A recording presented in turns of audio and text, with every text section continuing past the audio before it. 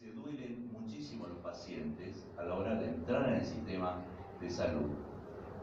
A veces les duele más el verse como objetos y tratados como objetos, sin saber que los médicos, los enfermeros, también se tratan a sí mismos muchas veces como objetos. Se duelen más de eso que de la propia dolencia que los aqueja. Y esto que hay, ustedes lo corroborarán o no en el desarrollo de su vida cotidiana, de su práctica, y hay una queja en relación a eso.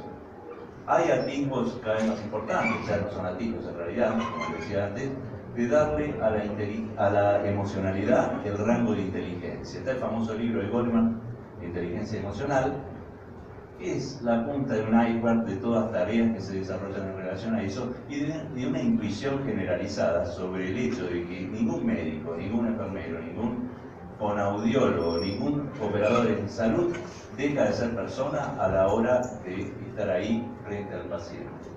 Y que el paciente,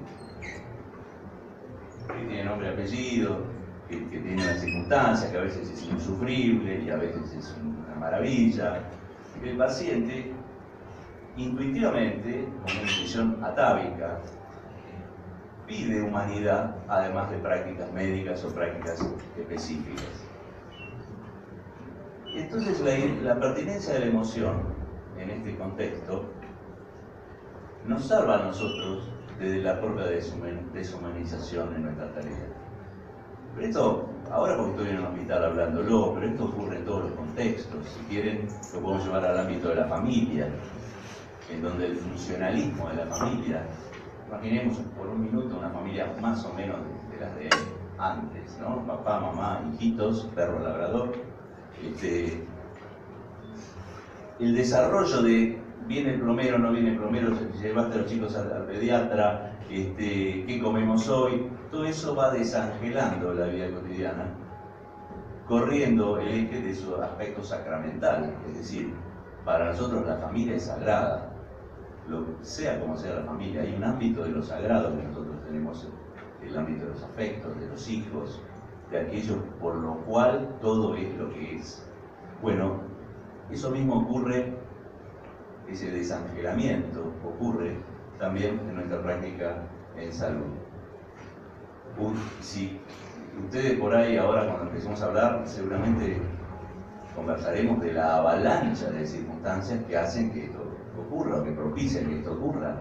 ¿Cómo querés que le dé que perciba la profundidad de mi labor en todo su aspecto emocional si tengo este problema, el otro, la guardia, no sé cuánto, no hay problemas con los insumos, que es lo mismo que pasa en la familia? ¿Cómo querés que honremos el amor que nos une si no sé qué vamos a comer hoy? No sé a qué hora hay que llevar al pediatra al chico. Y así se nos van llenando la vida de elementos cotidianos que en su funcionalidad, sin embargo, obtienen una protagonía en nuestra vida que eclipsa otros aspectos de la cuestión. Generalmente, cuando se trabaja con médicos, enfermeros, psicólogos, etc., hablamos de los pacientes y demás, y si bien también hablamos de nosotros, no lo hacemos así en cuanto a lo que sentimos.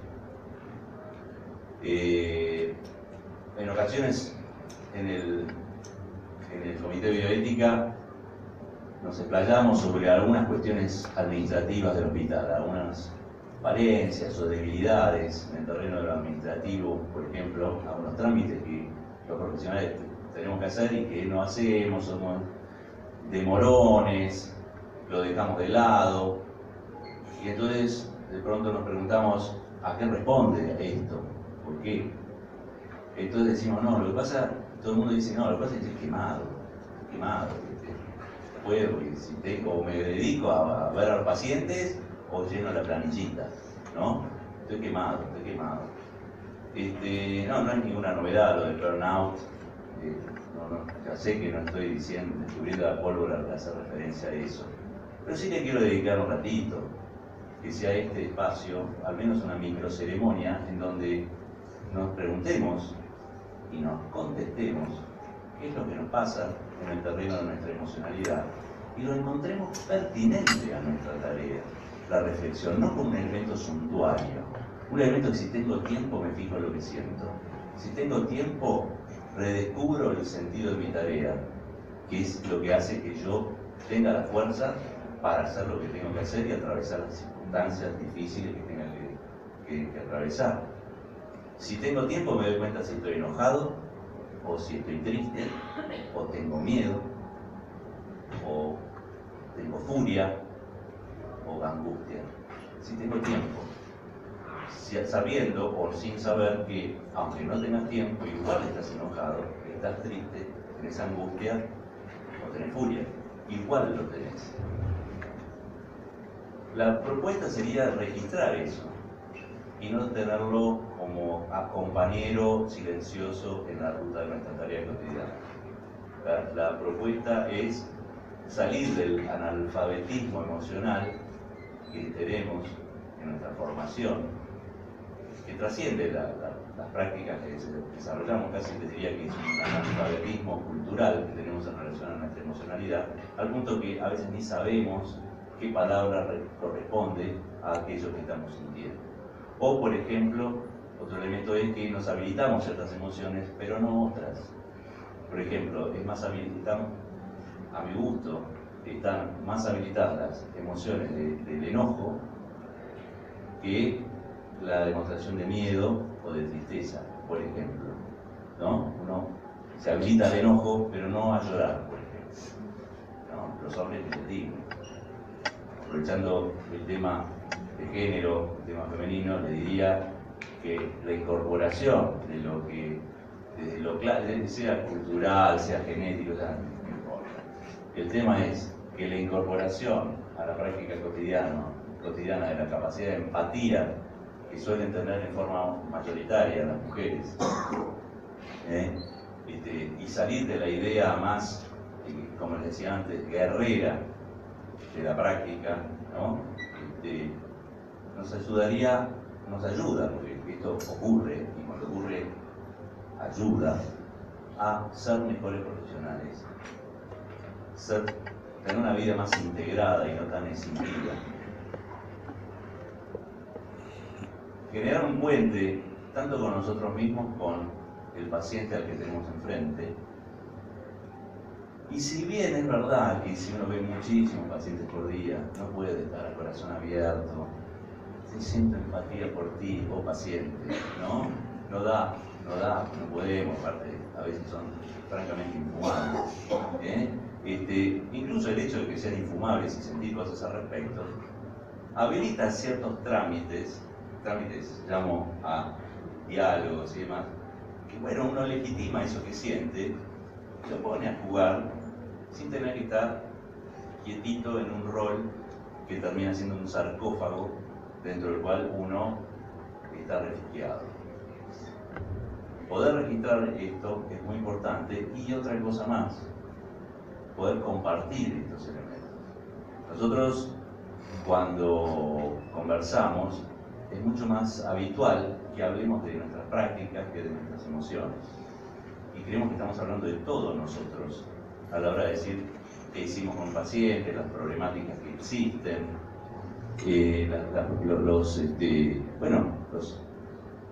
los procesos diversos a los cuales nos abocamos día a día. Nos conversamos y en forma lateral a veces aparece algo que nos está ocurriendo.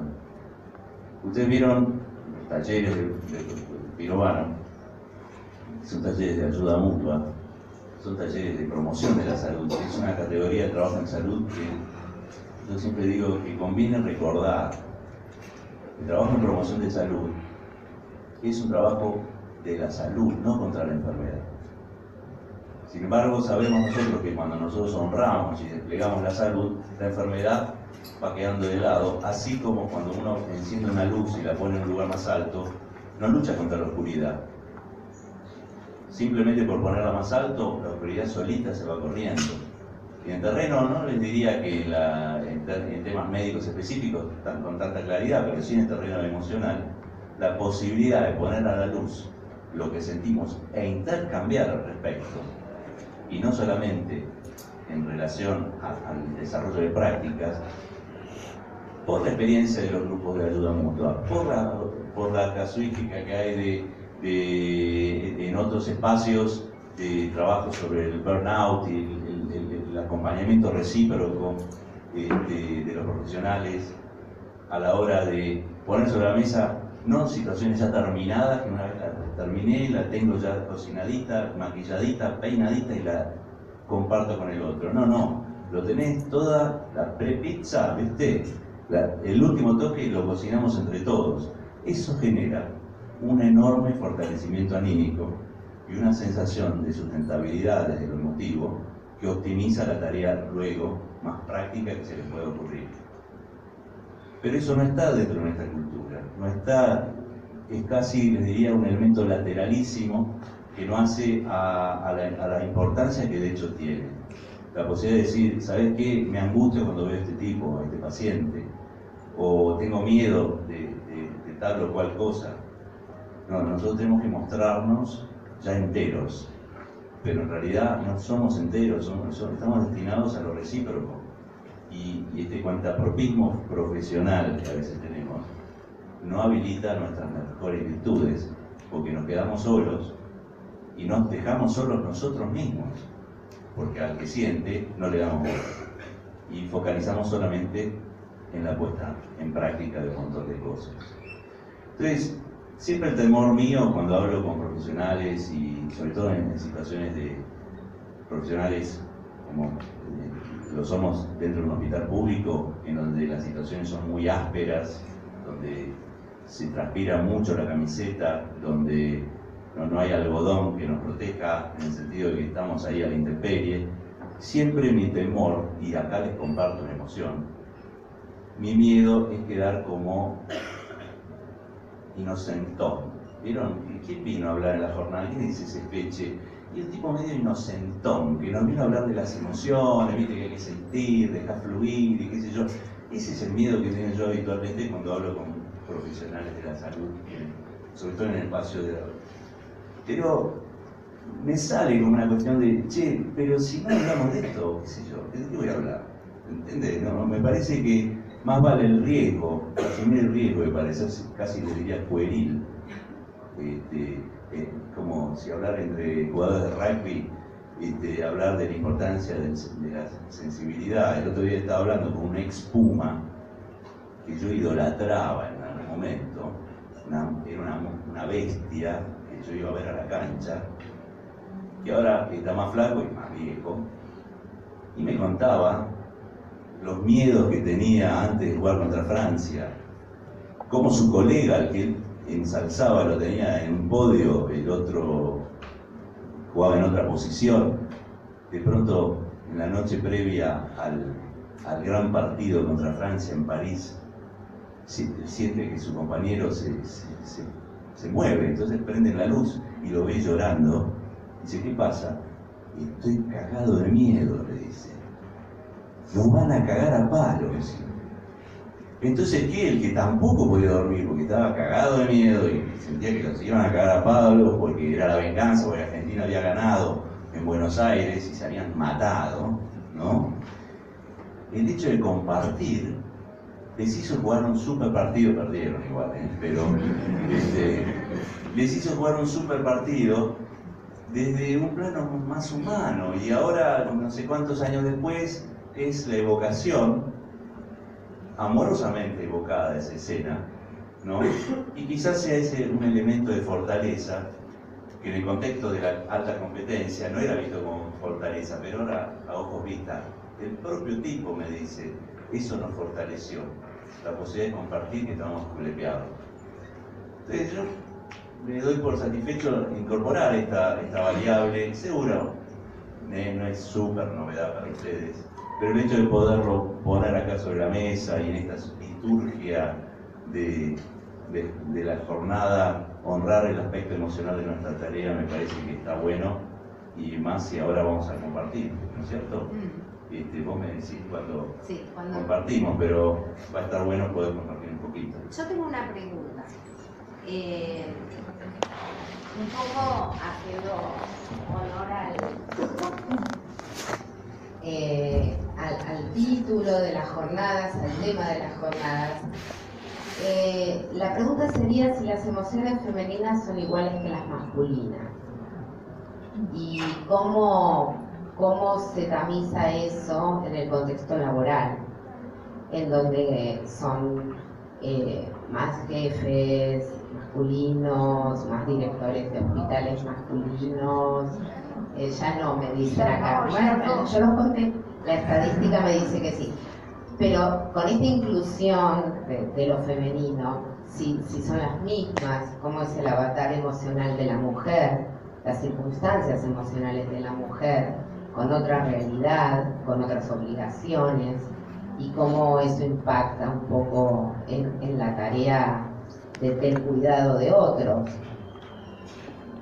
Bueno, es un tema que de hecho está, diría que muy politizado, entonces es algo que hay que hablar incluso con cuidado en relación a hacer mención a cuestiones de origen o cuestiones culturales, y siempre hay una balacera alrededor de este tema. Entonces, lo que podría decir es que la incorporación de lo femenino es lo que estoy proponiendo, pero lo femenino no es la mujer, porque Margaret Thatcher era una líder, llegó a ser primer ministro de Gran Bretaña, y bueno, no sé las prácticas que ella desarrolló si eran tan distintas a las que podría haber hecho Churchill o cualquier otro presidente o primer ministro. O sea, es una noción, una ética, para bien o para mal, ¿no? Un conglomerado de valores, o sea, el desarrollo de lo femenino, o sea, mucho de eso que a veces se habla de igualdad de género confunde las cosas, porque lo que creo yo humildemente deberíamos aspirar es la equidad de género, que es distinto. Entonces, que se incorpore por ejemplo, en los conceptos de salud, elementos de empatía, de generación de climas, más que de prácticas, de ternura, por ejemplo. Eso que está más del lado de las mujeres, por genética, por historia, no me voy a meter en eso, está bueno. Ahora, si la cuestión pasa para que las mujeres se transformen, o sea, a veces digo que cierto feminismo es la mayor victoria del machismo, ¿no? Porque realmente anhelan los valores del machismo, pero lo que se quejan es de no participar de la fiesta del machista, ¿no? Es cuando, me acuerdo que en un foro de mujeres yo decía, si la victoria del feminismo es que una mujer pueda portar un fusil automático liviano y estar en una trinchera junto a los hombres en calidad de equivalencia, ¿cuál es la joda de acá? En cambio, esto de poder generar climas y que sea pertinente, no como un elemento suntuario, me parece que tiene que ver con el aporte que lo femenino, prestigiar eso, es el aporte que lo femenino puede hacer a este estado de cosas. Muy bien. Bueno, me gustaría abrir el intercambio. La idea es hablar sobre las emociones, sobre los trabajadores de salud y cómo las emociones atraviesan nuestras prácticas. Nombraste el término empatía. Realmente la empatía es una emoción y una habilidad al mismo tiempo. O sea, se puede aprender a ser empático, pero hay algo que surge de adentro y lo necesario que es lo empático para poder asistir a otros. Entonces me gustaría abrir preguntas, el debate. Si alguien piensa que lo emocional hay que dejarlo afuera, porque también hay toda una idea de que lo emocional tiene que quedar afuera, y en ciencia y en práctica hay que ser objetivo. Bueno. Yo quería hablar sobre el miedo, el significado colectivo que tiene el miedo. El miedo tiene el miedo en general, creo que todos nos preguntamos acá, tiene mala prensa, por así decirlo. alguien no va a decir, y menos un profesional de la salud, que tiene miedo. Y en realidad, el miedo creo que es un disparador, por lo menos para mí, si alguna vez lo sentí, cada vez que uno hace un diagnóstico piensa que si se equivoca le está haciendo mucho daño al paciente. El miedo tiene un disparador para mí absolutamente positivo, porque hace que uno, la búsqueda continua, el ejercicio continuo, el aprender, el ser más minucioso, el exigir a los demás. ¿Por qué? Y eso termina redundando en un alto beneficio para uno que se va fortaleciendo y siendo mejor, no solo profesional, sino porque en el sentido miedo también está tratando de resguardar al otro, y miedo porque el otro no puede tener lo que necesita. Porque no se puede utilizar en general el miedo como algo más positivo y se lo ve como algo tan negativo, tan de rojo, podemos decir, ¿no? Sí, el tema del miedo es muy interesante. De hecho, hay autores que dicen que el verdadero opuesto del amor no es el odio, sino que es el miedo. Sin embargo, hay una forma de verlo, como vos estás diciendo, que a mí me parece que es útil en el corto plazo, pero me parece que termina siendo pernicioso. Humildemente pienso eso, cuando es la única fuente de alimento. Yo prefiero más el deseo que el miedo.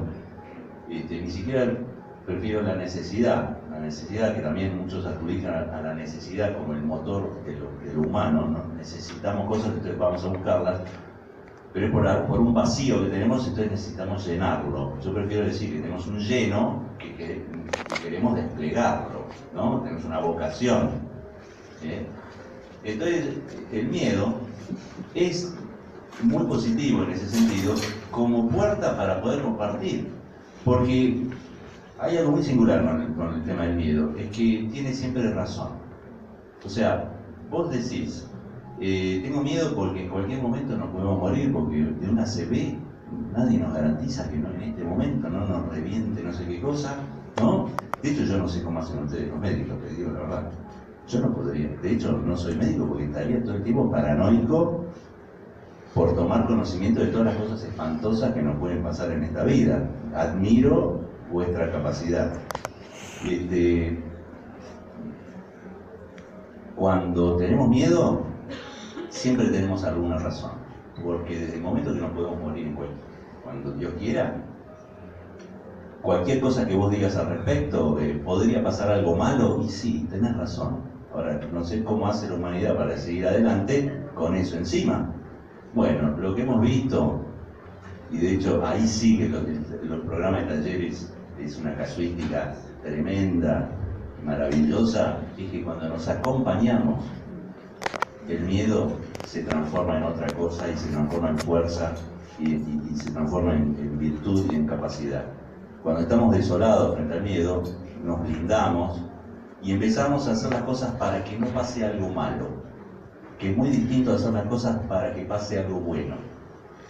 Cuando luchamos contra las cosas, se producen operaciones mentales y vinculares muy distintas a que cuando favorecemos a las cosas. Favorecemos, qué sé yo. Es como le decía antes, si querés luchar contra la oscuridad, no te pelees contra la oscuridad, genera más luz. Entonces, como le pasó al rugby, ¿no? Tenía miedo, el otro tenía miedo. Cuando lo conversaron, bajó, pero los franceses seguían estando ahí, ¿entiendes? Y hay una universidad, creo que europea, una francesa, por dígame una universidad francesa. Montpellier Université, que nada, cuando iban a googlear,